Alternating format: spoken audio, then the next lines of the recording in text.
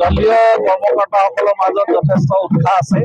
তেওঁলোকে দৃঢ় বিশ্বাসী যে আগন্তুক দিনত অসমৰ ৰাইজক আমি এটা বিকল্প ৰাজনৈতিক দল আম আদমি পাৰ্টিৰ ৰূপত আমি দিব পাৰিম। আৰু যিটো আমি উন্নয়নৰ ৰাজনীতি কৰোঁ, যিটো আমি দুৰ্নীতিৰ বিৰুদ্ধে আমি যিটো ৰাজনীতি কৰোঁ, সেই ৰাজনীতিটো ৰাইজে আঁকোৱালি ল'ব। আৰু আগন্তুক দিনত গাঁও পঞ্চায়তৰ নিৰ্বাচনত আমি প্ৰতিটা ৱাৰ্ডতে কেণ্ডিডেট দিবলৈ আমি তৎপৰ হৈ পৰিছোঁ।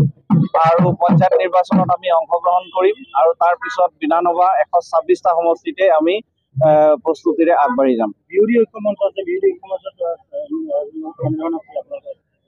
বিৰোধী ঐক্য মঞ্চৰ লগত আমাৰ আন্তৰিকতাটো থাকিব, কিন্তু আমি যিহেতু আজিৰ দিনত ঐক্য মঞ্চত নাই, আমি আগবাঢ়ি যাম।